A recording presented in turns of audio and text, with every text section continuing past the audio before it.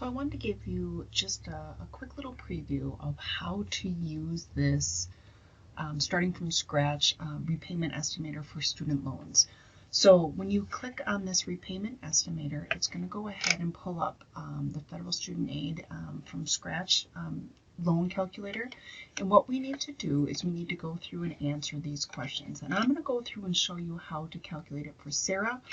And then you're going to go through and do Luca and Yashari. So we have to answer our questions first. It says, which of the following apply to you? We're going to click on I have a job, or I'll estimate my other income. Click on the continue button. Number 2, what state do you live in? So we're going to go ahead and type in Wisconsin. When it gets to what is your yearly salary, we're going to go ahead and plug in the information for Sarah. And it does say that Sarah earns $43,000 per year. And we're going to go ahead and keep it at a 2% income growth. And then I'll hit continue.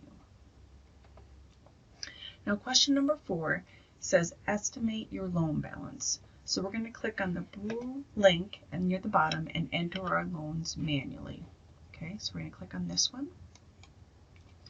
Okay, so when this pops up, I'm going to go ahead and click on this plus mark right here, and I'm going to add a loan. Subsidized loan is going to be $19,000. And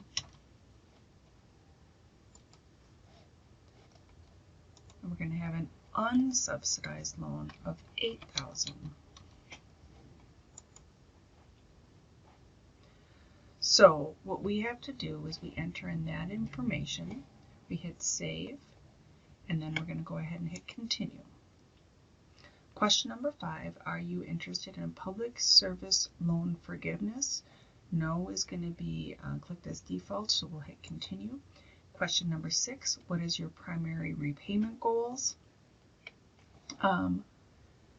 Basically, we just go ahead and leave this here, and then we're just going to go up by default. It's going to be pay the lowest total over time, but we'll look at other options in just a little bit. So I'll click on view results.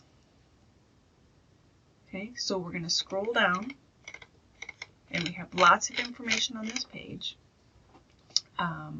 We can see our repayment goals. So when we take a look at what Sarah has here, we have view and compare all 6 plans. So which replacement plan will be the cheapest for her in total?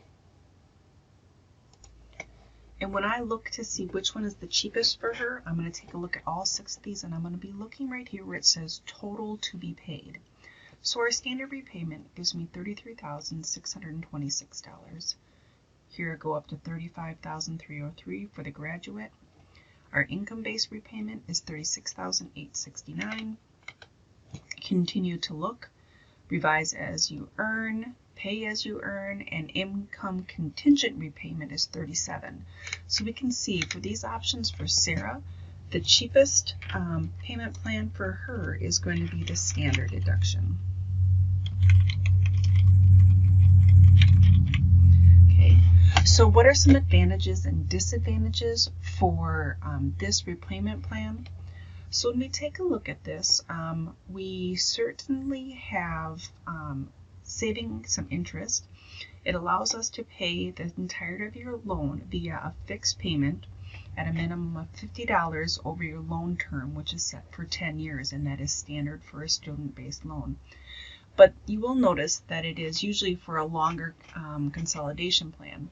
Okay, so we have a total payment here of $280, total to be paid, forgiveness amount, and our payoff date right now would be April of 2030.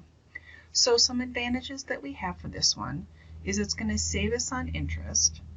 Okay, we're not locked into this plan, and we can certainly switch to another available plan.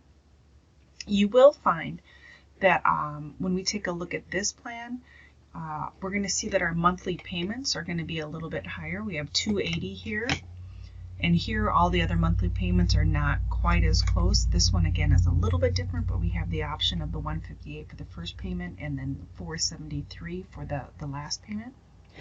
And if we wanted Sarah, if Sarah wanted to have her total payments be even lower, what can she do? Well, one of the things is we could certainly take a look at her being able to pay more per month. This plan requires $280. If she pays more than this $280, it is going to go towards paying down the principal, which is going to reduce the total interest and the total cost. So what you're going to end up doing is you'll go through and do this for each one of our